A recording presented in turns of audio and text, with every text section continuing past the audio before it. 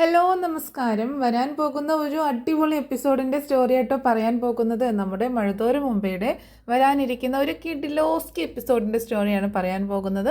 അപ്പോൾ എല്ലാവരും സ്റ്റോറി മുഴുവനായിട്ട് കേൾക്കുക, സപ്പോർട്ട് ചെയ്യുക. നമ്മുടെ ചാനൽ ആദ്യമായിട്ട് കാണുന്നവരാണെങ്കിൽ ഒന്ന് സബ്സ്ക്രൈബ് ചെയ്യുക. അതുപോലെ വീഡിയോ ഒന്ന് ലൈക്ക് ചെയ്തിട്ടും ഹൈപ്പ് ചെയ്തിട്ടും കാണാനായിട്ട് ശ്രമിക്കുക കേട്ടോ. എന്നാൽ നേരെ നമുക്ക് സ്റ്റോറിയിലേക്ക് പോകാം. ഞാൻ ഇന്ന് പറയാൻ പോകുന്ന സ്റ്റോറി എന്ന് പറഞ്ഞിട്ടുണ്ടെങ്കിൽ കുറച്ച് കഴിഞ്ഞിട്ട് വരാൻ പോകുന്ന ഒരു സ്റ്റോറി ആട്ടോ. അത് ഒരു വളരെ ഇമോഷണൽ ആയിട്ടുള്ള ഒരു സ്റ്റോറിയാണ്. നമ്മൾ തംബ്നെയിലിൽ കണ്ടതുപോലെ തന്നെ വൈജയന്തി അലീനയെ കെട്ടിപ്പിടിച്ചുകൊണ്ട് ഇങ്ങനെ കരയുന്ന ഒരു സ്റ്റോറി കേട്ടോ. അതിനെന്താണ് കാരണം എന്നൊക്കെ ഞാൻ പറയുന്നുണ്ട്. അപ്പോൾ എല്ലാവരും സ്റ്റോറി മുഴുവനായിട്ട് കേൾക്കുക, മിസ്സാക്കരുത് കേട്ടോ, സ്കിപ്പ് ചെയ്യാതെ കേൾക്കുക കേട്ടോ. അങ്ങനെ അലീന തിരിച്ച് വീട്ടിൽ എത്തിയേക്കാണ്, കടപ്പാട്ടൂർ വീട്ടിലേക്ക് തന്നെ എത്തിയേക്കാണ്. വൈജയന്തിക്ക് ഒട്ടും തന്നെ താല്പര്യമില്ല. അതിനിടയ്ക്ക് വൈജയന്തി മുത്തശ്ശിയെ വീട്ടിൽ നിന്ന് മാറ്റുകയും ഒക്കെ ചെയ്യുന്നുണ്ട് കേട്ടോ. പക്ഷേ അലീന അവിടെ തന്നെ സ്ഥിരതാമസമാക്കിയേക്കാണ്. ബാലചന്ദ്രൻ്റെ മൂത്ത മകളായിട്ട് അവിടെ അങ്ങനെ ജീവിക്കുകയാണ്. ശരിക്കും പറഞ്ഞാൽ വളരെ സന്തോഷത്തോടു കൂടി തന്നെ എന്ന് പറയാം. പഴയതിലും ഒന്നുകൂടെ സന്തോഷം കിട്ടിയതുപോലെയാണ് അലീനയ്ക്ക്. കാരണം ഇപ്പോൾ ബാലചന്ദ്രൻ കട്ടയ്ക്ക് സപ്പോർട്ട്, ഇപ്പോൾ എല്ലാ സത്യങ്ങളും ബാലചന്ദ്രൻ അറിഞ്ഞതിന് ശേഷം അവരൊരുമിച്ച് അച്ഛനും മോളുമായിട്ട് അങ്ങനെ ജീവിക്കുകയാണ്. കുറച്ച് കൊഞ്ചലും ഒക്കെ ഉണ്ട് കേട്ടോ അലീനയ്ക്ക്. അച്ഛൻ എന്നുള്ള ഒരു ഫീലിംഗ്, ശരിക്കും അച്ഛൻ്റെ ഒരു സ്നേഹം ശരിക്കും അലീന അനുഭവിച്ചറിയുന്ന ഒരു സിറ്റുവേഷനാണ്. അപ്പോൾ ഇതൊക്കെ കാണുമ്പോൾ ബബിതയ്ക്ക് ഭയങ്കര കുശുമ്പുണ്ടാവുന്നു കേട്ടോ. അലീന കൂടുതലും ബാലചന്ദ്രനോട് അടുക്കുന്നു. അവർ ശരിക്കും അച്ഛനും മകളും ആയിട്ടൊക്കെ ഇങ്ങനെ നിൽക്കുമ്പോൾ ബബിതയ്ക്ക് ഭയങ്കര ദേഷ്യമാണ് അലീനയോട്. അത് കണ്ടിട്ട് വൈജയന്തി ബബിതയോട് പറയുന്നുണ്ട്, നീ എന്തിനാണ് അതൊക്കെ അനുവദിച്ചു കൊടുക്കുന്നത്? നിൻ്റെ അച്ഛനല്ലേ, നീയല്ലേ അച്ഛൻ്റെ മൂത്ത മോള്, അല്ലാതെ അവളല്ലല്ലോ എന്നൊക്കെ ബബിതയെ എരിവിരി കയറ്റുകയും ചെയ്യുന്നുണ്ട് കേട്ടോ. അപ്പോൾ ബബിതയ്ക്ക് ഇതൊക്കെ ദേഷ്യം കയറിയിട്ട് ബബിത അലീനയോട് ഉടക്കാനൊക്കെ നിൽക്കുന്നുണ്ട്. നീ എന്തിനാണ് അച്ഛൻ്റെ അടുത്ത് കൂടുതൽ സ്വാതന്ത്ര്യം എടുക്കുന്നത്? അത് ഞങ്ങളുടെ അച്ഛനാണ്, അല്ലാതെ നിൻ്റെ അച്ഛനല്ല. നിനക്ക് അച്ഛനെ വേണമെങ്കിൽ നീ വേറെ ആരെങ്കിലും കണ്ടെത്തിക്കോളണം. ഞങ്ങളുടെ അച്ഛനെ നീ അച്ഛാന്നൊന്നും വിളിക്കേണ്ട ആവശ്യമില്ല എന്നൊക്കെ ബബിത അലീനയോട് പറയുമ്പോൾ അലീന പറയുന്നുണ്ട്, അച്ഛനാണ് എന്നോട് പറഞ്ഞത് അച്ഛ എന്ന് വിളിക്കാൻ, അതുകൊണ്ട് ഞാൻ വിളിക്കുന്നു. എനിക്ക് എൻ്റെ അച്ഛനെ പോലെ തന്നെയാണ് സാറ് എന്ന് പറയാട്ടോ. അത് കേട്ടിട്ടാണ് കൃഷ്ണ അങ്ങോട്ടേക്ക് വരുന്നത്. ബബിയേച്ചി എന്തിനാണ് ഇങ്ങനെ അലീന ചേച്ചിയെ കുറ്റം പറഞ്ഞുകൊണ്ടിരിക്കുന്നത്? അലീന ചേച്ചിയുടെയും കൂടെ അച്ഛനാണ് നമ്മുടെ അച്ഛൻ എന്ന് പറയാട്ടോ. അത് ഇങ്ങനെ ശരിയാവും? നമ്മൾ 3 മക്കളല്ലേ അച്ഛനുള്ളൂ, പിന്നെ ഇവളുടെ അച്ഛൻ എങ്ങനെ ആകും എന്ന് ചോദിക്കുമ്പോൾ അതൊക്കെ ശരിയാവും, അത് അങ്ങനെയാണ്, എന്താണെങ്കിലും ഒരമ്മയുടെ മക്കളല്ലേ എന്നിങ്ങനെ പറയാട്ടോ. അത് കേട്ടപ്പോൾ അലീന ഇങ്ങനെ ഇവളെന്ത് ഇങ്ങനെ പറയണേന്ന് ഇങ്ങനെ നോക്കുക കേട്ടോ. ബബിത ചോദിക്കുന്നുണ്ട്, ഒരു അമ്മയുടെ മക്കളോ? അതായത് നമ്മളൊക്കെ ഒരു അമ്മയുടെ മക്കളല്ലേ? അലീന ചേച്ചി നമ്മുടെ അമ്മയുടെ മോളാണെന്ന് അങ്ങോട്ട് വിചാരിച്ചാൽ പോരെ? അച്ഛൻ്റെ അമ്മയുടെ മോളാണെന്ന് അങ്ങോട്ട് വിചാരിച്ചു കഴിഞ്ഞാൽ പിന്നെ എന്താ കുഴപ്പം? അത് അങ്ങനെ ചിന്തിച്ചാൽ ഒരു പ്രശ്നമില്ലല്ലോ എന്ന് പറയുമ്പോൾ, അയ്യേ അവൾ ചുളിവിലൊരു അച്ഛനെ അമ്മനെ ഉണ്ടാക്കാനായിട്ട് വന്നതാണ് ഇങ്ങോട്ടേക്ക്. വീട്ടുവേലക്കാരി എന്നും വീട്ടുവേലക്കാരിയാണ്, അല്ലാതെ ഇവിടുത്തെ വീട്ടുകാരി ആവാനൊന്നും പറ്റത്തില്ല എന്നിങ്ങനെ പറയാണ് ബബിത. അപ്പോൾ കൃഷ്ണയും ബബിതയും അലീനയും കൂടി ഉള്ളൊരു സംഭാഷണം കേട്ടോ ഇത്. അപ്പോൾ ഇതൊക്കെ ബാലചന്ദ്രൻ കേൾക്കുന്നുണ്ട് കേട്ടോ. ബാലചന്ദ്രൻ കേൾക്കുമ്പോൾ ശരിക്കും പറഞ്ഞാൽ കൃഷ്ണ അലീനയെ സപ്പോർട്ട് ചെയ്യുന്നതൊക്കെ കാണുമ്പോൾ ബാലചന്ദ്രന് സന്തോഷമുണ്ട്. പിന്നെ ബബിതയുടെ കുശുമ്പ് എന്ന് പറഞ്ഞിട്ടുണ്ടെങ്കിൽ ശരിക്കും പെൺമക്കൾക്ക് അച്ഛനോടാണ് കൂടുതലും സ്നേഹം ഉണ്ടാവുക. പക്ഷേ ബബിതയ്ക്ക് എപ്പോഴും അമ്മയായിരുന്നു കേട്ടോ. എന്നാലും അച്ഛനോട് അലീന കൂടുതൽ സ്നേഹവും അച്ഛൻ അലീനയോട് കൂടുതൽ സ്നേഹമൊക്കെ കാണിക്കുന്നത് കണ്ടപ്പോൾ അവളുടെ ഉള്ളിൽ ആ കുശുമ്പ് ഇങ്ങോട്ട് പുറത്തേക്ക് ഇറങ്ങിയതാണ്. എൻ്റെ അച്ഛനല്ലേ, ഇവളെന്തിനാണ് കൂടുതൽ സ്നേഹമൊക്കെ കാണിക്കുന്നത്? ഇവളുടെ അച്ഛനൊന്നും അല്ലല്ലോ എന്നുള്ള ഒരു കുശുമ്പ് വന്നതാണ് ബബിതയ്ക്ക്. അപ്പോൾ ബാലചന്ദ്രൻ മനസ്സിലിങ്ങനെ ചിന്തിക്കുന്നുണ്ട്. അതായത് ബബിതയും ഏറെ താമസിയാതെ അലീന ആരാണെന്നുള്ള സത്യം തിരിച്ചറിയും. കാരണം അങ്ങനെ ഒരു സിറ്റുവേഷനൊക്കെ വരുന്നുണ്ട് കേട്ടോ. അപ്പോൾ ബാലചന്ദ്രൻ്റെ മനസ്സിലുണ്ട് എങ്ങനെയെങ്കിലും ബബിതയെ അറിയിക്കണം. കാരണം അല്ലാന്നുണ്ടെങ്കിൽ അവൾ എപ്പോഴും എതിർത്ത് നിൽക്കുന്നത് കൊണ്ട് വൈജയ്ക്ക് അതൊരു സപ്പോർട്ടായിരിക്കും അലീനയെ പറഞ്ഞയക്കാനായിട്ട്. അങ്ങനെ അവർ തമ്മിൽ എപ്പോഴും ഇങ്ങനെ ഇടയ്ക്ക് അലീനയും ബബിതയും തമ്മിൽ ചെറിയ വഴക്കൊക്കെ ഉണ്ടാവുന്നുണ്ട്. അപ്പോൾ ഇതൊക്കെ വൈജ വാച്ച് ചെയ്യുന്നുണ്ട് കേട്ടോ. വൈജയാണ് ബബിതയെ എരിപിരി കയറ്റി കൊടുക്കുന്നത്. രോഹിത്താണെങ്കിൽ അലീനയെ മൈൻഡേ ചെയ്യുന്നില്ല. അലീനയും അങ്ങോട്ട് വല്ലാണ്ട് മൈൻഡിനൊന്നും പോണില്ല. കാരണം അവൻ തോന്നിയപടി ഇങ്ങനെ നടക്കുകയാണ്. രോഹിത്ത് ഹരിയുടെ കൂട്ടൊക്കെ കൂടിയിട്ടാണ് നടക്കുന്നത്.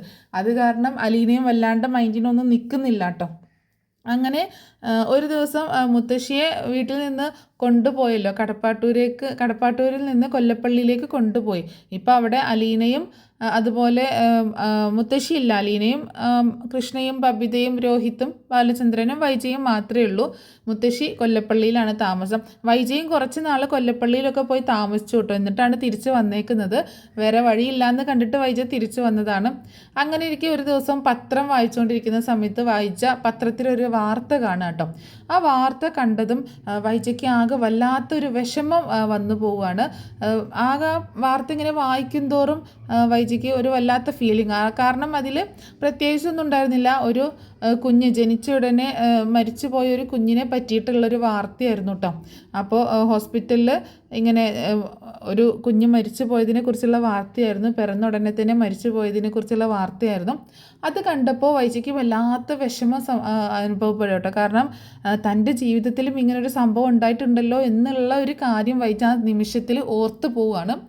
തൻ്റെ കുഞ്ഞിൻ്റെ മുഖം പോലും ഒന്ന് കാണാൻ സാധിച്ചിട്ടില്ലല്ലോ തനിക്ക്. അത് ആൺകുഞ്ഞായിരുന്നോ പെൺകുഞ്ഞായിരുന്നോ എന്ന് പോലും തനിക്ക് അറിയില്ലായിരുന്നു. തന്നെ ആരും അറിയിച്ചില്ല. പിന്നീടാണ് അമ്മ പറഞ്ഞത് അതൊരു പെൺകുഞ്ഞായിരുന്നു എന്നുള്ളത് അമ്മ പറഞ്ഞൊരു ഓർമ്മ എനിക്കുണ്ട് എന്നിങ്ങനെ മനസ്സിലിങ്ങനെ ഇങ്ങനെ ചിന്തിക്കുകയാണ്. അതൊക്കെ ഇങ്ങനെ കേട്ടോ. അപ്പോൾ ആ വാർത്ത വല്ലാതെ അത് മാനസികമായിട്ട് ഉലച്ച് കളിയാണ് വൈജയന്തിയെ. വൈജയന്തി ആണെങ്കിൽ എന്നിട്ട് ആ പത്രം വായിച്ചിട്ട് ആ പത്രം പിടിച്ചുകൊണ്ട് തന്നെ അവിടെ ഡൈനിങ് ഹാളിൽ ആ ഡൈനിങ് ടേബിളിൽ അവിടെ ഇങ്ങനെ വന്നിരിക്കുക കേട്ടോ. അവിടെ വന്നിരുന്നിട്ട് ആ പത്രത്തിലേക്ക് തന്നെ സൂക്ഷിച്ച് നോക്കിക്കൊണ്ട് ആ വാർത്ത വീണ്ടും വായിച്ച് ഇങ്ങനെ ആകെ സങ്കടപ്പെട്ടുകൊണ്ടിരിക്കുന്ന സമയത്താണ് കരയുന്നുണ്ട് കേട്ടോ. ആകെ വിഷമിച്ച് എൻ്റെ കുഞ്ഞ് ഉണ്ടായിരുന്നെങ്കിൽ ഇന്ന് വളർന്ന് എന്നോടൊപ്പം ഉണ്ടായേനെ എന്നൊക്കെ ഇങ്ങനെ പിറുപിറുക്കുക കേട്ടോ. എൻ്റെ കുഞ്ഞിനെ എനിക്ക് നഷ്ടപ്പെട്ടു, എൻ്റെ പഴയ ജീവിതം എനിക്ക് നഷ്ടപ്പെട്ടു, ഞാൻ ആഗ്രഹിച്ചതൊന്നും എനിക്ക് നേടാൻ സാധിച്ചില്ല, എൻ്റെ ജീവിതം ഇങ്ങനെ ആയിപ്പോയി, ഇപ്പോഴാണെങ്കിൽ ഒരു സ്വസ്ഥതയും സമാധാനവും ഇല്ല എന്നൊക്കെ ഇങ്ങനെ പറഞ്ഞ് പണ്ട് നഷ്ടപ്പെട്ട പ്രണയവും നഷ്ടപ്പെട്ട കുഞ്ഞിനെ ഓർത്തും അതുപോലെ ആ വിവാഹ ജീവിതം സ്വപ്നം കണ്ടിരുന്ന അതൊക്കെ നഷ്ടപ്പെട്ടു പോയ ആ കാര്യങ്ങളൊക്കെ ഓർത്തും ഇപ്പോൾ ജീവിതത്തിൽ സംഭവിച്ചുകൊണ്ടിരിക്കുന്ന കാര്യങ്ങളൊക്കെ ഓർത്തും വൈജയന്തി വല്ലാതെ ഇങ്ങനെ വിഷമിക്കുകയാണ്. ആ സമയത്ത് അലീന കിച്ചണിൽ നിന്ന് വരുന്ന സമയത്താണ് വൈജയന്തി ഇങ്ങനെ പത്രം പിടിച്ചിങ്ങനെ സങ്കടപ്പെട്ട് കരഞ്ഞുകൊണ്ടിരിക്കുന്നത് കാണുന്നത് കേട്ടോ. അപ്പോൾ വൈജയന്തിക്ക് എന്തോ പറ്റിയിട്ടുണ്ടെന്ന് അലീനയ്ക്ക് മനസ്സിലാവുകയാണ്. അലീന അടുത്തേക്ക് വന്നിട്ട് ചോദിക്കുന്നുണ്ട്, മാഡം എന്തു പറ്റി ഇങ്ങനെ വിഷമിച്ചിരിക്കുന്നതെന്ന് ചോദിക്കുമ്പോൾ വൈജയന്തി ഒന്നും മിണ്ടുന്നില്ല കേട്ടോ. തല താഴ്ത്തിയും കൊണ്ട് അവിടെ ഇങ്ങനെ ഇരിക്കണം. അപ്പോൾ കരയുന്നത് ഇനിയിപ്പോൾ ആരും കാണണ്ട എന്നുള്ള ഒരു രീതിയിലാണ് തല താഴ്ത്തിയിരിക്കുന്നത് കേട്ടോ. ഒന്നും മിണ്ടുന്നില്ല. എന്തു പറ്റി മാഡം, വയ്യേ, എന്തെങ്കിലും അസുഖമുണ്ടോ, പനിയുണ്ടോ, തലവേദനയുണ്ടോ, ഞാൻ എന്തെങ്കിലും കോഫി എന്തെങ്കിലും ഉണ്ടാക്കി തരട്ടെ എന്നൊക്കെ ചോദിക്കുമ്പോൾ ഒന്നും മിണ്ടുന്നില്ല. ഒന്ന് നോക്ക് പോലും, അല്ലെങ്കിൽ എന്തെങ്കിലുമൊക്കെ വഴക്ക് പറയില്ല, അതൊന്നും വൈജ ചെയ്യുന്നില്ല കേട്ടോ. അതോടെ കണ്ടപ്പോൾ അലീനയ്ക്ക് എന്തോ പേടി തോന്നുകയാണ്. എന്തു പറ്റിയാവോ മാഡത്തിന്, ഇങ്ങനെ എന്തെങ്കിലുമൊക്കെ പറയുമ്പോൾ ദേഷ്യപ്പെട്ട് എന്തെങ്കിലും സംസാരിക്കും, അങ്ങനെയെങ്കിലും തന്നോട് സംസാരിക്കുന്നത് തനിക്ക് ഇഷ്ടമാണ്, അലീനയ്ക്ക് ഇഷ്ടമാണ് വൈജയന്തി ദേഷ്യപ്പെട്ടിട്ടാണെങ്കിലും സംസാരിക്കുന്നതൊക്കെ. പക്ഷേ ഇതൊന്നും മിണ്ടാതെ ആകെ വിഷമിച്ചിരിക്കുന്നത് കണ്ടപ്പോൾ അവൾക്ക് എന്തോ പന്തികേട് തോന്നുകയാണ്. അപ്പോൾ അലീനയാണെങ്കിൽ വൈജയന്തിയുടെ തോളിൽ ഇങ്ങനെ കൈവയ്ക്കുക കേട്ടോ. എന്തു പറ്റി മാഡം, എന്തു പറ്റി, എന്താ ഇങ്ങനെ വിഷമിച്ചിരിക്കണേന്ന് ചോദിക്കുമ്പോൾ വൈജ ഇങ്ങനെ പിറുപിറുത്തോണ്ടിരിക്കുകയാണ്. എൻ്റെ കുഞ്ഞിനെ എനിക്ക് നഷ്ടപ്പെട്ടു, എൻ്റെ ജീവിതം നഷ്ടപ്പെട്ടു എന്നൊക്കെ ഇങ്ങനെ പിറുപിറുത്തോണ്ടിരിക്കുക കേട്ടോ. മാഡം എന്തു പറ്റി, മാഡം എന്താ ഈ പറയുന്നത്, കുഞ്ഞോ, ഏത് കുഞ്ഞ് എന്നൊക്കെ ഇങ്ങനെ അലീന ചോദിക്കുന്ന സമയത്ത് വൈജയന്തി പെട്ടെന്ന് തിരിഞ്ഞിട്ട് അലീനെ അങ്ങോട്ട് കെട്ടിപ്പിടിക്കുക കേട്ടോ. അലീനെ കെട്ടിപ്പിടിച്ചുകൊണ്ട് അങ്ങനെ കൊച്ചു കുഞ്ഞുങ്ങൾ കരയുന്നത് പോലെ തേങ്ങലോട് കൂടിയിട്ട് ഇങ്ങനെ കരയുക കേട്ടോ. എല്ലാവരും കൂടെ എന്നെ ചതിച്ചു, എന്നെ വഞ്ചിച്ചു, എനിക്ക് എൻ്റെ കുഞ്ഞിനെ നഷ്ടപ്പെട്ടു എന്നൊക്കെ ഇങ്ങനെ പിറുപിറുത്തോണ്ടിരിക്കുകയാണ്. ഞാൻ ആഗ്രഹിച്ച ജീവിതം നഷ്ടപ്പെട്ടു, എന്നെ എല്ലാവരും പറ്റിച്ചു, ഇപ്പോഴും എന്നെ എല്ലാവരും ചതിച്ചുകൊണ്ടിരിക്കുകയാണ് എന്നൊക്കെ പറഞ്ഞ് ഇങ്ങനെ പൊട്ടിക്കരഞ്ഞുകൊണ്ടിരിക്കുകയാണ് വൈജയന്തി. അത് കണ്ടപ്പോൾ അലീനയ്ക്ക് ഭയങ്കരമായിട്ട് വിഷമം തോന്നുകയാണ്. എന്തു പറ്റിയാവോ മാഡത്തിന്, ഇങ്ങനെ അലീനയെ തൊടുക പോലും ചെയ്യാത്ത ആളാണ്, തല്ലിയിട്ടുണ്ടെന്നല്ലാണ്ട് അങ്ങനത്തെ ആൾ പെട്ടെന്ന് ഇങ്ങനെ കെട്ടിപ്പിടിച്ചത് കണ്ടപ്പോൾ അലീനയ്ക്ക് ഭയങ്കരമായിട്ട് ഫീൽ ആവണം. അലീനയും തിരിച്ച് വൈജയന്തിയെ ഇങ്ങനെ കെട്ടിപ്പിടിക്കട്ടോ. അവൾ വൈജയന്തി ഇരിക്കുകയാണ്, അലീന നിൽക്കുക ചെയ്യുന്നത്. അങ്ങനെ അലീന ആ തലയിൽ ഇങ്ങനെ തലോടിയും കൊണ്ട് നിൽക്കുന്നുണ്ട് കേട്ടോ. അപ്പോൾ എന്താ സംഭവം എന്നൊന്നും അറിയാതെ ആ സമയത്താണ് ബബിതയും കൃഷ്ണയും ഒക്കെ താഴേക്ക് ഇറങ്ങി വരുന്നത്. ഈ കാഴ്ച കണ്ടതും ബബിതയാകെ ഷോക്കായിട്ട് നിൽക്കുക കേട്ടോ. അമ്മ അലീനയെ കെട്ടിപ്പിടിച്ച് നിന്ന് കരയുന്നത്, ഇതെന്ത് മറിമായം. കൃഷ്ണയ്ക്കാണെങ്കിൽ ആ കാഴ്ച ഭയങ്കര സന്തോഷം നൽകുകയാണ്. അമ്മയ്ക്ക് ചേച്ചിയോടുള്ള ദേഷ്യമൊക്കെ മാറിയിട്ടുണ്ടാകും എന്നുള്ളൊരു ചിന്തയാണ് കൃഷ്ണയ്ക്ക് വന്നത് കേട്ടോ. അപ്പോൾ ഇവർ രണ്ടുപേരും ആ സ്റ്റെയർ കേസ് ഇറങ്ങി വരുമ്പോൾ കാണുന്ന കാഴ്ച ഇതാണ്. ആകെ ഞെട്ടിപ്പോവാണ് കേട്ടോ രണ്ടുപേരും. അലീനയാണെങ്കിൽ വൈജയന്തിയെ തലയിൽ ഇങ്ങനെ കൈവച്ചും കൊണ്ട് തലോടിയും കൊണ്ട് ഇങ്ങനെ ആശ്വസിപ്പിക്കുകയാണ്. അപ്പോഴും വൈജയന്തി എൻ്റെ ജീവിതം, എൻ്റെ ലൈഫ് എല്ലാം നഷ്ടപ്പെട്ടു, എല്ലാവരും എന്നെ പറ്റിച്ചു, ചതിച്ചു, വഞ്ചിച്ചു, എനിക്ക് ആരുമില്ല എന്നൊക്കെ പറഞ്ഞ് ഇങ്ങനെ കരഞ്ഞുകൊണ്ടിരിക്കുകയാണ്. എന്ത് പറ്റി മാഡം എന്ന് അലീന ചോദിക്കുന്നുണ്ടെങ്കിൽ കേൾക്കുന്നില്ല കേട്ടോ. പെട്ടെന്ന് ബബിത അങ്ങോട്ടേക്ക് വന്നിട്ട് എന്ത് പറ്റി അമ്മ, അമ്മ എന്തേ ചെയ്യുന്നതെന്ന് ചോദിക്കുമ്പോഴാണ് വൈജിക്ക് സ്ഥലകാല ബോധം ഉണ്ടാവുന്നത്. വൈജ പെട്ടെന്ന് തല പൊക്കി നോക്കുമ്പോൾ അലീനയെ വൈജ കെട്ടിപ്പിടിച്ചുകൊണ്ട് നിൽക്കുകയാണ്. വൈജയെ അലീനയും കെട്ടിപ്പിടിച്ചിട്ട് ഇങ്ങനെ നിൽക്കുക കേട്ടോ. പെട്ടെന്ന് തന്നെ വൈജ കൈ പിൻവലിക്കുന്നുണ്ട് കേട്ടോ. എന്നിട്ട് മുഖമൊക്കെ തുടച്ചിട്ട് നീ എന്താ ഇവിടെ, നിന്നോടാരും എന്നെ വന്ന് കെട്ടിപ്പിടിക്കാൻ പറഞ്ഞു എന്നൊക്കെ പറഞ്ഞ് ദേഷ്യപ്പെടുമ്പോൾ ഞാൻ അങ്ങോട്ട് മാഡത്തെ വന്ന് കെട്ടിപ്പിടിച്ചില്ല, എന്തു പറ്റിയെന്ന് വന്ന് ചോദിച്ചപ്പോൾ മാഡമാണ് എന്നെ കെട്ടിപ്പിടിച്ച് പൊട്ടിക്കരഞ്ഞത് എന്ന് പറയാട്ടോ. എന്നിട്ട് മാഡം എന്തൊക്കെയോ ഇങ്ങനെ പിറുപിറുത്തോണ്ടിരിക്കുന്നുണ്ടായിരുന്നു, മാഡത്തിന് എന്തൊക്കെയോ നഷ്ടപ്പെട്ടു, ആരൊക്കെയോ പറ്റിച്ചു എന്നൊക്കെ പറയുന്നുണ്ടായിരുന്നു എന്ന് പറയട്ടോ. അപ്പോൾ സംശയത്തോട് കൂടിയിട്ട് ബബിത ഇങ്ങനെ നോക്കുന്നുണ്ട്. പറ്റിച്ചോന്നോ, നഷ്ടപ്പെട്ടോന്നോ, എന്താ അമ്മയെന്ന് ചോദിക്കുമ്പോൾ ഞാനൊന്നും പറഞ്ഞില്ല, ഇവള് വെറുതെ പറയുന്നതായിരിക്കും എന്ന് പറഞ്ഞ് അവിടെ നിന്ന് പെട്ടെന്ന് എഴുന്നേറ്റ് പോവാണ് വൈജയന്തി. പോയതിന് ശേഷം പിന്നെ തിരിഞ്ഞ് അലീനയെ ഒന്ന് നോക്കുകയും ചെയ്യുന്നുണ്ട് കേട്ടോ. അപ്പോൾ അലീന ചെറിയൊരു ചിരിയോട് കൂടിയിട്ട് വൈജയെ തന്നെ നോക്കി ഇങ്ങനെ നിൽക്കുകയാണ്. അപ്പോൾ കൃഷ്ണയ്ക്ക് എന്തായെങ്കിലും ഭയങ്കര സന്തോഷമായിട്ടോ ഈ കാഴ്ച കണ്ടപ്പോൾ. അങ്ങനെ വൈജ പോയതിന് ശേഷം ബബിത വന്നിട്ട് ദേഷ്യപ്പെടുകയാണ്. നീ എന്തിനാടി എൻ്റെ അമ്മയെ വന്ന് കെട്ടിപ്പിടിക്കാൻ നിന്നത്? അത് എൻ്റെ അമ്മയാണ്, അല്ലാതെ നീ വല്ലാണ്ട് മോള് കളിക്കാൻ നിൽക്കണ്ട. അച്ഛനെ നീ തട്ടിയെടുത്തു, ഇനി അമ്മയെ കൂടി നീ തട്ടിയെടുക്കാൻ വേണ്ടിയിട്ടാണോ ഇവിടെ നിൽക്കുന്നത്? ഇറങ്ങി പൊക്കൂടെ നിനക്ക് ഈ വീട്ടിൽ നിന്ന് എന്നൊക്കെ പറയുമ്പോൾ ബബിതയോട് ദേഷ്യപ്പെട്ട് സംസാരിക്കണം അലീന. ഞാൻ നിൻ്റെ ചേച്ചിയാണ്, ചേച്ചിയോട് എങ്ങനെ സംസാരിക്കണമെന്ന് നിനക്കറിയത്തില്ല, റെസ്പെക്റ്റോട് കൂടിയിട്ട് വേണം സംസാരിക്കാൻ എന്ന് പറയട്ടോ. നീയോ എൻ്റെ ചേച്ചിയോ? ഒരു നിമിഷം ബബിത ഒന്ന് ഞെട്ടിട്ടോ. എന്നിട്ടാണ് ചോദിക്കുന്നത്, നീയോ എൻ്റെ ചേച്ചിയോ? വേറെ ആരോടെങ്കിലും പോയി പറ, എനിക്ക് ചേച്ചിമാരൊന്നുമില്ല, ഞാനാണ് ഇവിടുത്തെ മൂത്ത മോള്, രോഹിത്തേട്ടനാണ് എൻ്റെ ഏട്ടൻ, അത് കഴിഞ്ഞിട്ട് ഞാനാണ് പിന്നെ കൃഷ്ണമോള്, അല്ലാതെ നീ വലിയ ചേച്ചിയാവാൻ നിൽക്കണ്ട കേട്ടോ എൻ്റെ അടുത്ത്. വേറെ ആരുടെ അടുത്തെങ്കിലും നോക്കി, കൃഷ്ണമോളുടെ അടുത്ത് നടക്കുമായിരിക്കും, പക്ഷേ എൻ്റെ അടുത്ത് അത് നടക്കത്തില്ല എന്ന് പറയാണ് ബബിത. നിൻ്റെ അടുത്തും നടക്കും, രോഹിത്തിൻ്റെ അടുത്തും നടക്കും, നടത്തി ഞാൻ കാണിച്ചു തരാമെന്ന് പറയുന്നുണ്ട് കേട്ടോ അലീന. പിന്നെ നിന്നെക്കൊണ്ട് വല്ലതും പറ്റുമോ? നീ ഒന്ന് ഇറങ്ങിപ്പോയിക്കൂടെ നിനക്ക് ഇവിടുന്ന് എന്നൊക്കെ പറഞ്ഞ് ദേഷ്യപ്പെട്ട് ബബിത അവിടുന്ന് പോവുകയാണ്. ആ സമയത്ത് കൃഷ്ണ ഓടി വന്നിട്ട് അലീനയെ കെട്ടിപ്പിടിക്കണം. സൂപ്പർ ചേച്ചി, എന്നാലും അമ്മ ചേച്ചിയെ കെട്ടിപ്പിടിച്ചല്ലോ, എനിക്ക് ഒരുപാട് സന്തോഷമായി എന്ന് പറയാണ്. ആ മാഡം എന്തോ വിഷമത്തിലിരിക്കുകയായിരുന്നു, അപ്പോൾ ഞാൻ ചുമ്മാ ഇങ്ങനെ ചോദിച്ചുകൊണ്ട് ചെന്നപ്പോൾ അറിയാതെയാണെന്ന് തോന്നുന്നു എന്നെ കെട്ടിപ്പിടിച്ചത്, നിങ്ങളാരെങ്കിലും ആയിരിക്കും എന്ന് വിചാരിച്ചിട്ടായിരിക്കും എന്ന് പറയുമ്പോൾ അപ്പോഴാണ് ഇങ്ങനെ കൃഷ്ണമോൾ ഓർക്കുന്നത്, തനിക്കറിയാം എന്നുള്ള കാര്യം അലീന ചേച്ചിക്ക് അറിയില്ലല്ലോ എന്നുള്ളത് കേട്ടോ. അപ്പോൾ അലീന പറയുന്നുണ്ട്, ഞാൻ ഇങ്ങനെയൊന്നും പ്രതീക്ഷിച്ചില്ല, എന്നാലും എനിക്ക് ഒരുപാട് സന്തോഷമായിട്ടോ, മാഡം എന്നെ അങ്ങനെ കെട്ടിപ്പിടിച്ച് അപ്പോൾ എനിക്ക് ഭയങ്കര സന്തോഷമായി, ഞാനും മാഡത്തെ അങ്ങനെ കെട്ടിപ്പിടിച്ചു, ഒരുപാട് നാളായിട്ട് ആഗ്രഹിക്കുന്ന ഒരു കാര്യമാണ്, എത്ര വർഷങ്ങളായിട്ട് കൊതിക്കുന്നതാണെന്നോ എന്നൊക്കെ പറയുമ്പോൾ വർഷങ്ങളായിട്ട് കൊതിക്കുന്നതാണെന്നോ ചേച്ചി എന്താ പറയണതെന്ന് ചോദിക്കുകയാണ് കൃഷ്ണ ഒന്നും അറിയാത്തതുപോലെ. ഒന്നുമില്ല, ഞാനിതുവരെ എൻ്റെ ബ്രിജിത്ത മമ്മിയെ കെട്ടിപ്പിടിച്ചിട്ടുണ്ട് എന്നല്ലാണ്ട് വേറെ ആരെയും അങ്ങനെ കെട്ടിപ്പിടിക്കുകയും ആ ഒരു ഫീലൊന്നും എനിക്ക് കിട്ടിയിട്ടില്ല. ശരിക്കും കൃഷ്ണമോളുടെ അമ്മയെ കെട്ടിപ്പിടിച്ചപ്പോൾ എനിക്ക് എൻ്റെ സ്വന്തം അമ്മയെ കെട്ടിപ്പിടിച്ച ഒരു ഫീലാണ് കിട്ടിയത് എന്നിങ്ങനെ പറയുമ്പോൾ കൃഷ്ണ മനസ്സിൽ പറയുന്നുണ്ട്, സ്വന്തം അമ്മയെ കെട്ടിപ്പിടിച്ചാൽ പിന്നെ ആ ഒരു ഫീല് തന്നെയല്ലേ കിട്ടുക എന്നിങ്ങനെ പറയാട്ടോ. എന്താണെങ്കിലും എനിക്ക് ഒരുപാട് സന്തോഷമായി ചേച്ചി എന്ന് പറഞ്ഞിട്ട് കൃഷ്ണയും പോകുന്നുണ്ട്. അലീനയാണെങ്കിൽ ആ രംഗം തന്നെ ഓർത്ത് ഇങ്ങനെ ആകെ സന്തോഷിച്ച് ഇങ്ങനെ നിൽക്കുകയാണ്. ആ സമയത്ത് വൈജ റൂമിലെത്തിയതിന് ശേഷം വൈജ ഇങ്ങനെ ആകെ ഒരു മരവിപ്പിലിരിക്കുക കേട്ടോ. താൻ എന്താ ഇപ്പം ചെയ്തത്? അലീനയെ കെട്ടിപ്പിടിച്ചിരിക്കുന്നു, അതോർത്ത് വൈജയ്ക്ക് ഇങ്ങനെ വല്ലാത്തൊരു ഫീല് തോന്നുകയാണ്. വൈജ ഇങ്ങനെ ചിന്തിക്കുന്നുണ്ട്, അവളെ കെട്ടിപ്പിടിച്ചപ്പോൾ എനിക്ക് ശരിക്കും ഒരു വല്ലാത്തൊരു ഫീലായിരുന്നല്ലോ, എനിക്ക് എൻ്റെ ബബിതയെ കെട്ടിപ്പിടിക്കുന്ന പോലെ അല്ലെങ്കിൽ കൃഷ്ണമോളൊക്കെ കെട്ടിപ്പിടിക്കുന്ന ഒരു ഫീലായിരുന്നു, അതിനും മേലെ എന്തോ ഒരു ബന്ധമുള്ളതുപോലെ, ഒരു ആത്മബന്ധമുള്ളതുപോലെ ഒരു ഫീലായിരുന്നു. ശരിക്കും എന്നിലെ ഒരു മാതൃത്വം ഉണർന്ന പോലെയുള്ള ഒരു ഫീലായിരുന്നു അവളെ ഒന്ന് കെട്ടിപ്പിടിച്ച സമയത്ത്. ബബിതയാണ് കൃഷ്ണയാണെന്നാണ് ഞാൻ ചിന്തിച്ചത്. ഞാൻ എങ്ങനെ അലീനയെ കെട്ടിപ്പിടിച്ചു? എന്തുകൊണ്ടായിരിക്കാം അലീനയെ കെട്ടിപ്പിടിച്ചപ്പോൾ എനിക്ക് അങ്ങനെ ഒരു ഫീല് വന്നത് എന്നൊക്കെ വൈജ ഇങ്ങനെ സ്വയം ചിന്തിച്ചുകൊണ്ടിരിക്കുക കേട്ടോ. അപ്പോൾ വൈജയന്തിന് ഒരു ഉത്തരം കിട്ടാതെ ഇങ്ങനെ ചിന്തിച്ചുകൊണ്ടിരിക്കുകയാണ്. അവളാണെങ്കിൽ എന്നെ കെട്ടിപ്പിടിക്കുകയും പിന്നെ ഞാൻ പോരുന്ന സമയത്ത് അവൾ എന്തിനായിരിക്കും അങ്ങനെ ചിരിച്ചത് എന്നൊക്കെ ഇങ്ങനെ ആലോചിച്ച് ഇങ്ങനെ ഇരിക്കുന്ന സമയത്താണ് അലീന അങ്ങോട്ടേക്ക് ചെല്ലുന്നത് കേട്ടോ. വൈശിയുടെ അടുത്തേക്ക് ചെല്ലുകയാണ്. മാഡം എന്ന് വിളിച്ച് എന്താ എന്ന് ചോദിക്കുമ്പോൾ മാഡത്തിന് വല്ല കോഫിയോ ചായയോ എന്തെങ്കിലും വേണോ എന്ന് ചോദിക്കുകയാണ്. മാഡം വല്ലാതെ ഡിസ്റ്റർബ്ഡ് ആണെന്ന് തോന്നി, അതുകൊണ്ടാണ് ഞാൻ ചോദിച്ചത് എന്ന് പറയാട്ടോ. എനിക്കിപ്പോൾ ഒന്നും വേണ്ട എന്ന് പറയണം. ശരി എന്ന് പറഞ്ഞിട്ട് അലീന പോകാൻ നിൽക്കുമ്പോൾ അലീന ഇങ്ങ് വന്നേ, ഇവിടെ വന്നേ എന്ന് പറഞ്ഞ് വിളിക്കുകയാണ് വൈജ.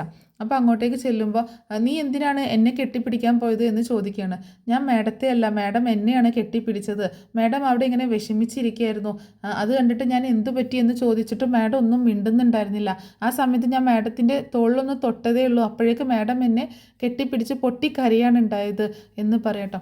ഞാൻ നിന്നെ കെട്ടിപ്പിടിച്ച് പൊട്ടിക്കരഞ്ഞെന്നോ? അങ്ങനെയൊന്നും സംഭവിച്ചിട്ടില്ല എന്ന് പറയുമ്പോൾ അത് മാത്രമല്ല മാഡം കുറച്ച് കാര്യങ്ങൾ കൂടി ആ സമയത്ത് പറഞ്ഞിട്ടുണ്ടായിരുന്നു എന്ന് പറയണം. എന്ത് കാര്യങ്ങൾ? ഞാനൊന്നും പറഞ്ഞില്ലല്ലോ. മാഡം പറയുന്നുണ്ടായിരുന്നു നഷ്ടപ്പെട്ട കുറച്ച് കാര്യങ്ങളെക്കുറിച്ച്, നഷ്ടപ്പെട്ട ജീവിതത്തെക്കുറിച്ച്, നഷ്ടപ്പെട്ട കുഞ്ഞിനെക്കുറിച്ച് എന്നൊക്കെ പറയാട്ടോ. അപ്പോൾ വൈജാഗ് ഷോക്കായി പോകണം. ഇതൊക്കെ അവൾ കേട്ടോ, എങ്ങനെയാ അപ്പോൾ എൻ്റെ നാവിൽ നിന്ന് തന്നെ വന്നോ എന്നൊക്കെ ഓർത്തിട്ട് വൈജാഗ് ഷോക്ക് ആവാം കേട്ടോ. അപ്പോൾ അലീന പറയുന്നുണ്ട്, അതെന്താ മാഡം അങ്ങനെ പറഞ്ഞത്? മാഡത്തിന് ഒരു കുഞ്ഞിനെ നഷ്ടപ്പെട്ടിട്ടുണ്ടായിരുന്നോ? ആദ്യം ഒരു കുഞ്ഞ് ജനിച്ചിട്ട് എങ്ങാനും നഷ്ടപ്പെട്ടിട്ടുണ്ടായിരുന്നോ എന്ന് ചോദിക്കുമ്പോൾ അങ്ങനെയൊന്നുമില്ല, എനിക്ക് 3 മക്കളേ ഉള്ളൂ എന്ന് പറയട്ടോ. അങ്ങനെയല്ലല്ലോ, എനിക്ക് തോന്നുന്നു മാഡത്തിന് ആദ്യത്തെ കുഞ്ഞിനെ നഷ്ടപ്പെട്ടിട്ടുണ്ടായിരിക്കുമെന്ന്. ജനിച്ച ഉടനെ തന്നെ കുഞ്ഞിനെന്തെങ്കിലും പറ്റി അങ്ങനെ നഷ്ടപ്പെട്ടോ എന്ന് ചോദിക്കുമ്പോൾ ഇവളിതെങ്ങനെ ഇത്ര കറക്റ്റായിട്ട് ഓരോന്ന് പറയുന്നതെന്ന് ഓർത്തിട്ട് വൈജയന്തി ആകെ ആശ്ചര്യപ്പെടുക കേട്ടോ. നീ എന്താ അങ്ങനെയൊക്കെ പറയുന്നത്? അങ്ങനെയൊന്നും ഇല്ല എന്ന് പറയുമ്പോൾ അല്ല മാഡം അങ്ങനെയാണ് പറഞ്ഞുകൊണ്ടിരുന്നത്, കുഞ്ഞിൻ്റെ മുഖം പോലും ഒന്ന് കാണാൻ പറ്റിയില്ല, എൻ്റെ കുഞ്ഞിനെ എനിക്ക് നഷ്ടപ്പെട്ടു എന്നൊക്കെ ഇങ്ങനെ പറയുന്നത് കേട്ടായിരുന്നു എന്ന് പറയാട്ടോ. മാഡം അങ്ങനെ ഓർക്കാൻ എന്താ കാരണം? ആ പത്രത്തിലെ വാർത്ത കണ്ടതുകൊണ്ടാണോ? ഞാനത് നോക്കിയായിരുന്നു, ജനിച്ച ഉടനെ കുഞ്ഞ് മരിച്ചുപോയി എന്നുള്ളൊരു വാർത്ത. പക്ഷേ എല്ലാ വാർത്തയും ശരിയാവണം എന്നില്ല കേട്ടോ മാഡം എന്ന് പറയാട്ടോ. അതെന്താ നീ അങ്ങനെ പറഞ്ഞെന്ന് ചോദിക്കുമ്പോൾ അല്ല, ജനിച്ച ഉടനെ കുഞ്ഞ് മരിച്ചുപോയി എന്നൊക്കെ ചിലപ്പോൾ ബന്ധുക്കൾ അങ്ങനെയൊക്കെ പറയും, ജീവിതം സേഫാക്കാൻ വേണ്ടിയിട്ട്. എന്നിട്ട് ആ കുഞ്ഞിനെ വല്ല ഓർഫനേജിലും കൊണ്ടുപോയി ആക്കിയിട്ടുണ്ടാകും എന്ന് പറയാണ് അലീന. അത് കേട്ടതും അത് വൈജയന്തിയുടെ മനസ്സിലിങ്ങനെ ഒരു കുളത്തുണ്ടാക്കുക കേട്ടോ. ഒന്ന് കൊളത്തി വിടണം ആ ഒരു കാര്യം. അപ്പോൾ നീ എന്താ പറഞ്ഞു വരുന്നതെന്ന് ചോദിക്കുമ്പോൾ അല്ല, ഞാൻ ചുമ്മാ പറഞ്ഞെന്നുള്ളൂ, മാഡം ഇങ്ങനെ ഓരോന്ന് പറഞ്ഞില്ലേ, എൻ്റെ കുഞ്ഞ് നഷ്ടപ്പെട്ടു, എൻ്റെ കുഞ്ഞിൻ്റെ മുഖം ഒന്നും കണ്ടില്ല എന്നൊക്കെ, അതുകൊണ്ട് ഞാൻ പറഞ്ഞു എന്നേ ഉള്ളൂ എന്ന് പറഞ്ഞിട്ട് അലീന അവിടുന്ന് പോകുന്നുണ്ട്. ആ സമയത്ത് വൈജ് ഇങ്ങനെ ചിന്തിച്ചുകൊണ്ടിരിക്കുകയാണ്, അവൾ എന്തായിരിക്കും അങ്ങനെ പറഞ്ഞത്? കുഞ്ഞിനെ നഷ്ടപ്പെട്ടു, മരിച്ചു പോയി എന്നൊക്കെ ബന്ധുക്കൾ പറയും, പിന്നെ വല്ല ഓർഫനേജിലും കൊണ്ടുവന്ന് ആക്കിയിട്ടുണ്ടാകും. ഇനി എൻ്റെ കുഞ്ഞിനെയും ഇതേപോലെ ആയിരിക്കുമോ? വല്ല ഓർഫനേജിലും കൊണ്ടുവന്ന് ആക്കിയിട്ടുണ്ടാവുമോ? പെൺകുഞ്ഞാണെന്ന് അമ്മ പിന്നീട് എൻ്റെ വാശിക്ക് മുന്നിൽ തോറ്റ അമ്മ പറഞ്ഞായിരുന്നു പെൺകുഞ്ഞാണെന്ന്. പക്ഷേ കുഞ്ഞ് മരിച്ചുപോയി എന്ന് തന്നെയാണ് പറഞ്ഞത്. പക്ഷേ അതെന്നോട് കള്ളം പറഞ്ഞിട്ട് വല്ല ഓർഫനേജിലും കൊണ്ടു ചെന്ന് ആക്കിയിട്ടുണ്ടാവുമോ തൻ്റെ കുഞ്ഞിനെ എന്നിങ്ങനെ ചിന്തിക്കുകയാണ് വൈജയന്തി കേട്ടോ. എന്നിട്ട് വൈജയന്തി ഒരു കാര്യം തീരുമാനിക്കുന്നുണ്ട്, എന്താണെങ്കിലും വേണ്ടില്ല അതിൻ്റെ ഒരു സത്യാവസ്ഥ കണ്ടെത്തണം. ഇപ്പോൾ കുറച്ച് ദിവസമായിട്ട് എനിക്ക് എൻ്റെ കുഞ്ഞിനെ കുറിച്ചുള്ള ഒരു ചിന്ത വന്നിരിക്കുകയാണ്, അതുകൊണ്ട് അതിൻ്റെ സത്യാവസ്ഥ ഒന്ന് കണ്ടെത്തണം. തൻ്റെ ജീവിതം ഇത്രയും നാളും അത്ര നല്ല ഇതിലായിരുന്നില്ല പോയിക്കൊണ്ടിരുന്നത്, ഇനി അങ്ങോട്ടും മോശമായിട്ട് തന്നെയാണ് പോണത്. എന്താണെങ്കിലും വേണ്ടില്ല, എനിക്ക് എൻ്റെ കുഞ്ഞിനെക്കുറിച്ചുള്ള കാര്യങ്ങൾ അന്വേഷിക്കണം. തിരുവനന്തപുരത്ത് പോവാം, അവിടുത്തെ ഹോസ്പിറ്റലിൽ പോയി അന്വേഷിച്ചാൽ അറിയാൻ പറ്റും എന്നൊക്കെ ഇങ്ങനെ ചിന്തിക്കുകയാണ്. വേണ്ട, അവിടെയൊക്കെ പോയിട്ടുണ്ടെങ്കിൽ ഇനിയിപ്പോൾ എല്ലാവരും അറിയും, തൽക്കാലം ഗംഗേട്ടനോട് ചോദിക്കാം അല്ലെങ്കിൽ മാലതിയേട്ടത്തിയോട് ചോദിക്കാം എന്നിങ്ങനെ ചിന്തിക്കാം കേട്ടോ. അപ്പോൾ എന്താണെങ്കിലും വൈജ തൻ്റെ കുഞ്ഞിനെക്കുറിച്ചുള്ള സത്യം അറിയാനുള്ളൊരു ശ്രമത്തിലാണ്. അങ്ങനെ മാലതിയെ ഫോൺ ചെയ്യുന്നുണ്ട് കേട്ടോ. അപ്പോൾ മാലതിയെ ഫോൺ ചെയ്യുന്ന സമയത്ത് മാലതി ചോദിക്കുന്നുണ്ട്, എന്ത് പറ്റി വൈജയെ, നീ എന്താണ് ഇങ്ങനെ പതിവില്ലാതെ വിളിക്കുന്നത് എന്ന് ചോദിക്കുമ്പോൾ ഞാനൊരു കാര്യം ചോദിച്ചാൽ മാലതിയേട്ടത്തി എന്നോട് സത്യമേ പറയാവൂ എന്ന് പറയാട്ടോ. എന്താ നീ ചോദിക്കും, സത്യം പറയാവുന്നതാണെങ്കിൽ ഞാൻ സത്യം പറയാം, അല്ലാതെ എനിക്ക് നിന്നോടൊന്നും മറച്ചു വെക്കേണ്ട കാര്യമില്ലല്ലോ എന്ന് ചോദിക്കുകയാണ്. എൻ്റെ കുഞ്ഞ് ജനിച്ച ഉടനെ മരിച്ചു പോയി എന്നല്ലേ നിങ്ങളെല്ലാവരും എന്നോട് പറഞ്ഞത്, അങ്ങനെയല്ലേ വിശ്വസിപ്പിച്ചത് എന്ന് ചോദിക്കുകയാണ്. അത് കേട്ടപ്പോൾ മാലതി ആകെ ഷോക്കാവുന്നുണ്ട്. എന്താ ഇപ്പോൾ വൈജി ഇങ്ങനെയൊക്കെ ചോദിക്കാൻ എന്നോർത്തിട്ട്, എന്ത് പറ്റി വൈജി, എന്താ ഇപ്പോൾ നീ ഇപ്പോൾ ചോദിക്കാൻ കാരണം എന്ന് ചോദിക്കണം. അല്ല, ഞാൻ ചുമ്മാ ചോദിച്ചതാണ്, ശരിക്കും എൻ്റെ കുഞ്ഞ് മരിച്ചു പോയിട്ടുണ്ടായിരുന്നോ, അതോ നിങ്ങളെല്ലാവരും കൂടി അതിനെ വല്ല ഓർഫനേജിലും കൊണ്ടു ചെന്ന് ആക്കിയിട്ടുണ്ടോ എന്ന് ചോദിക്കുകയാണ്. എന്താ വൈജി നീ ചോദിക്കുന്നത്? ശരിക്കും മാലതി ആകെ ഷോക്കായിട്ട് നിൽക്കട്ടെ ഇതും കൂടി കേട്ടപ്പോൾ. നീ എന്താ വൈജി ഇങ്ങനെയൊക്കെ ചോദിക്കുന്നത്? അത് ജനിച്ചപ്പോൾ തന്നെ മരിച്ചു പോയതായിരുന്നില്ലേ കുഞ്ഞ്, അങ്ങനെയല്ലേ എല്ലാവരും പറഞ്ഞത്, ഡോക്ടർ അങ്ങനെയല്ലേ പറഞ്ഞത് എന്ന് ചോദിക്കുമ്പോൾ അതേ ഡോക്ടർ പറഞ്ഞു, നിങ്ങളൊക്കെ പറഞ്ഞു കുഞ്ഞ് മരിച്ചു പോയെന്ന്, എന്നെ പറ്റിക്കാനാണെങ്കിലും അങ്ങനെയൊക്കെ പറഞ്ഞത്, ശരിക്കും ആ കുഞ്ഞ് മരിച്ചിരുന്നോ, അതോ എല്ലാവരും കൂടി ചേർന്ന് ആ കുഞ്ഞിനെ വല്ല ഓർഫനേജിനും കൊണ്ടുവന്നാക്കിയതാണോ? എനിക്ക് അതിൻ്റെ സത്യാവസ്ഥ അറിയണം. എനിക്ക് എൻ്റെ കുഞ്ഞ് ജീവിച്ചിരിപ്പുണ്ടെങ്കിൽ എനിക്ക് എൻ്റെ കുഞ്ഞിനെ വേണം, എനിക്ക് എൻ്റെ കുഞ്ഞിനെ കാണണം എന്നൊക്കെ പറഞ്ഞ് ഇങ്ങനെ പറയാം കേട്ടോ വൈജ. അത് കേട്ടപ്പോൾ മാലതിക്ക് പേടിയാവുന്നുണ്ട്. കാരണം വൈജ അതിൻ്റെ പുറകെ പോയിട്ടുണ്ടെങ്കിൽ എന്താണെങ്കിലും ആകെ പ്രശ്നമായിരിക്കും. അതുകൊണ്ട് വൈജ ഒരിക്കലും അത് അറിയാൻ പാടില്ല എന്ന് തന്നെ തീരുമാനിച്ചിട്ട് മാലതി പറയുന്നുണ്ട്, എൻ്റെ പൊന്നു വൈജയെ, അതൊക്കെ സത്യം തന്നെയാണ്, അതിലൊരു കള്ളത്തരവും ഇല്ല. നിൻ്റെ കുഞ്ഞ് ജനിച്ച ഉടനെ തന്നെ മരിച്ചുപോയി. നീ അതോർത്ത് ഇങ്ങനെ ഇപ്പോഴും ഇത്രയും വർഷം കഴിഞ്ഞിട്ട് നീ അത് ഓർക്കാൻ കാരണം എന്താണെന്ന് ചോദിച്ചപ്പോൾ പ്രത്യേകിച്ചൊന്നുമില്ല, അതിനൊരു സിറ്റുവേഷൻ ഉണ്ടായപ്പോൾ അങ്ങനെ ഓർത്തുന്നേ ഉള്ളൂ എന്ന് പറയണം. നീ അതിനെക്കുറിച്ച് നിർത്തി ഇനി നിൻ്റെ ഉള്ള ജീവിതം നീ അതിലെ സ്വസ്ഥതയും സമാധാനവും നീ കളയാൻ നിൽക്കണ്ട എന്ന് പറയുമ്പോൾ, അല്ലെങ്കിൽ ഇപ്പോൾ അവിടെ എന്ത് സ്വസ്ഥതയും സമാധാനവുമാണ് ഉള്ളത്? ഒരു സ്വസ്ഥതയില്ല, സമാധാനവും ഇല്ല. നിങ്ങളെല്ലാവരും കൂടെ വന്ന് എന്തെങ്കിലും ഒരു തീരുമാനം ഉണ്ടാക്കാൻ പറ്റിയോ നിങ്ങൾക്ക്? ഞാനിവിടെ അനുഭവിക്കുന്നത് എനിക്കല്ലേ അറിയത്തുള്ളൂ. ബാലചന്ദ്രൻ വേറൊരു ലോകത്താണിപ്പോൾ. ബാലചന്ദ്രനും മോളും കൃഷ്ണമോളും പുതിയൊരു മോളെ കൂടി കിട്ടിയിട്ടുണ്ട്, അലീന. അവർ 3 പേരും കൂടെ ഭയങ്കര സ്വർഗീയ ആനന്ദത്തോடு കൂടിയിട്ട് ഇങ്ങനെ ആർത്ത് ഉല്ലസിച്ച് അടിച്ച് പൊളിച്ച് ജീവിക്കുകയാണ്.